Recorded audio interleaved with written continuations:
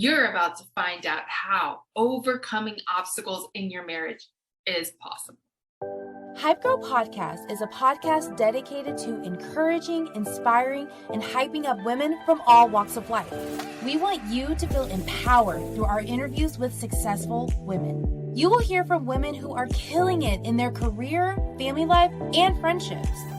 If you're feeling down on yourself or your ambitions are in the dumps, we're here to hype you up. We are always ready with advice and encouragement, so get ready. We got you, boo. And now, your resident hype girl, Laurie Graham.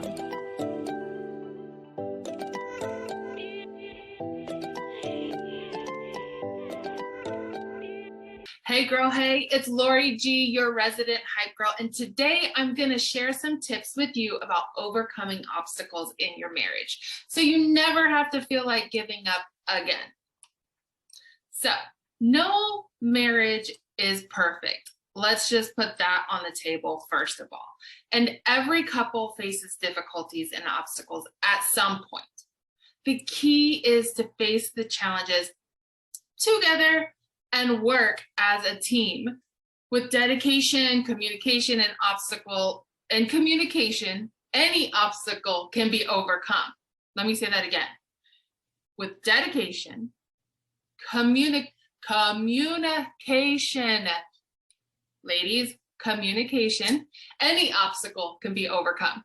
Here are just a few tips that I found in my marriage to have worked to help better the obstacles that come in every marriage. Now, I've been married 15 years to my hot, sexy husband. Yes, I call him that. It's even like that in my phone because I remind myself that he is my hot, sexy husband. He is my everything. It's a pleasure to be called Mrs. Graham. And I think when you're married, sometimes you take that for granted, and we don't want that. So obstacles come. If you watch the other video, if not, go back after this and watch obstacles in your life. They come, we can't control it. And guess what? Every girl, I used to have a dream of being married and having the perfect house with the white picket fence. And I also thought that once I got married, all my financial problems would go away.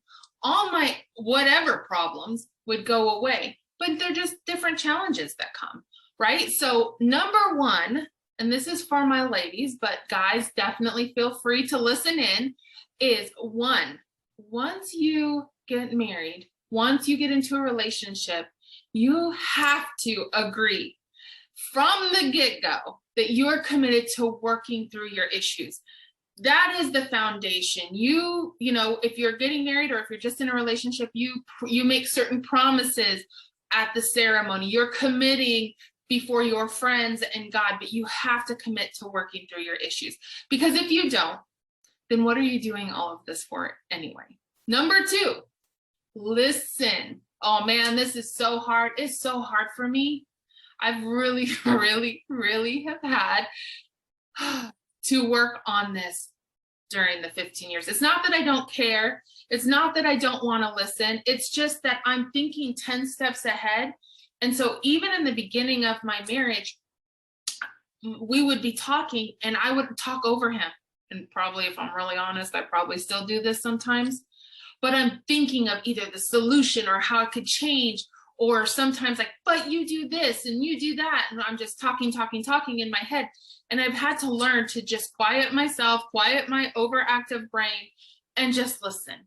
Listen to what my spouse is saying. Listen to how I'm making them feel, or how the situation's making them feel, or how the obstacle's making them feel.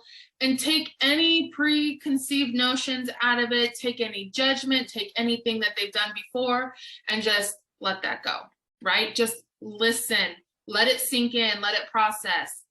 Third, hold up your end of the bargain. So I cannot stress this enough. There's so many times that we have conversations with our spouse because of an obstacle that's come in, whether it's a trust issue, a kid issue, a finance issue, an unhappiness issue, whatever the issue is. You have to hold up your end of the bargain. So, ladies, if you agree to do something like, let's say, You're not going to go to Target 10 times a week. You're not going to hide Amazon deliveries that might come. Whatever that is, you have to do your best to stick with it. There's so many times in my marriage that my husband has shared with me something that I've done. Mostly in the beginning, to be honest, it was the tone or the way I would speak to him, because I was a single mama and all I did was tell my son what to do.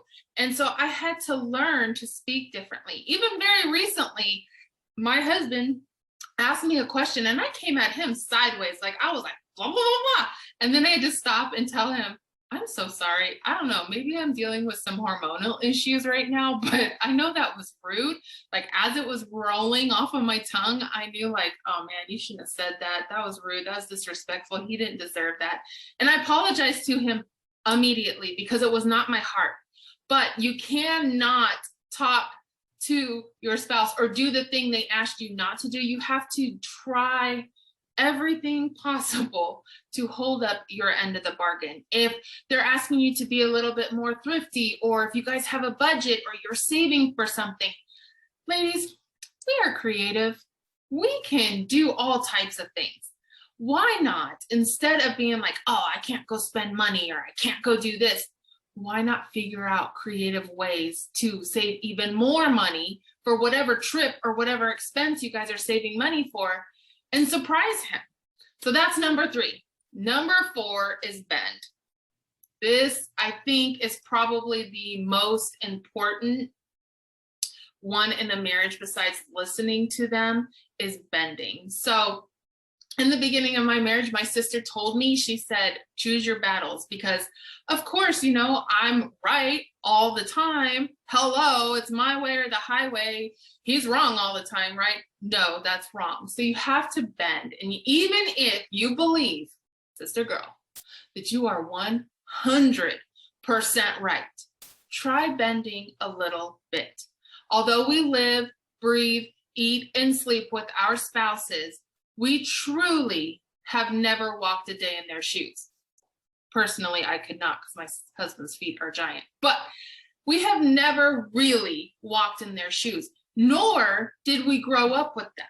So there's a whole life and set of values and things that they do that they're bringing into the marriage. And you have a whole life and things you've learned your whole life that you're bringing into the marriage. And so the great thing about marriage is that you get to take the best of those things and you get to make new values and new rules and new everything. And so try bending, even if it hurts. Let me tell you a quick story. One of my big things I failed at is when my husband would share something with me. I shared this earlier. I just want to talk. I just want to tell him all the story. I want, but this, but that. So literally, I would hold my tongue. I would bite my tongue. Literally, ladies, when I tell you that it hurt in here for me not to say something, but I did it and I didn't say anything.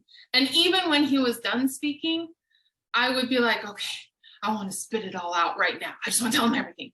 But I learned that his love language and the way I respond to him, if I know how to do that and I wait and I allow things to process, it's a better outcome, especially in stressful situations when obstacles come in your marriage, to revisit it later. I'm bending my way of thinking and my even belief, like whether I'm right or wrong, to say, hey, I love him. I adore him. He is my whole world. Am I really going to sit here and try to challenge him on everything I'm thinking in my mind? No. And 9 times out of 10 in the 15 years that we've been married, he's usually right, people. So just saying that. And number 5, sister girls, listen up. Come on in close. Own your ish. Own it. Ladies, we're not always right. It doesn't matter. We mess up. We do a lot. I will give you that. High five. Psh, gave you a high five. We do so much. God created women to multitask. And let me tell you, we multitask like a mother sucker. We do so much. However, we do need to add to that doing so much list, owning your own ish. Did you mess up? Did you do something you shouldn't have done? Own it. Say, I'm sorry. Like the other day when I went off on my husband because I don't know what's wrong with me. Maybe I'm PMSing. I don't know. But he asked me a simple question and I came at him sideways. I owned it. In that moment, when the words literally fell off almost like I couldn't stop it. Like I wanted to go, no, don't say that. I had to own it. We need to own what we do. And the thing is that in the grand scheme of things, it doesn't even matter. Like just apologize for the things that you do and ask their forgiveness. And if you messed up, just own it. And last, this is a bonus because give me a comment or a like or whatever when you hear this. If you have ever literally had a whole argument with your husband before even talking to him about the obstacle, the situation, the frustration, ladies, we cannot do that. I mean, this is one of those things that you constantly have to work on. I don't know why women do this, but literally I have the conversation or the argument in my head. Well, I say this and then he's going to respond this way and then he's going to be responding that way. And then, well, no, that's not going to be good, right? I know we all do it. Let's not do that. When those thoughts come in, when we start to have the argument in our head with our spouse who has no idea what we're thinking or saying or having the argument. I mean, imagine this all day long, you're at work, or you're at home and an obstacle, a challenge, a frustration comes up and you start arguing for 8 hours in your brain. Cause lady, let's just be real. We do that. And then he gets home and he's so happy to see you. Maybe he had a stressful day. Maybe traffic was crappy, whatever. And he comes home to see his bride, loves her. Hey, babe. And you're like, well, whatever. Like, I need to talk to you. You think that's going to make that obstacle, that challenge, anything else better? No. So when we have those arguments in our minds with our husbands, before we even start to talk to them, just throw that away. Get rid of it. Say, nope, I'm not going to think about that. I'm going to go back to this other video that Laurie filmed that talks about only focus on the facts. When you have a challenge or an obstacle, focus on the facts, focus on the truth. And then when it's a good time, you, your spouse, you guys sit down, you have the conversation, you listen, you hold up your end of the bargain, you bend even though you don't want to. You own your ish and you move forward.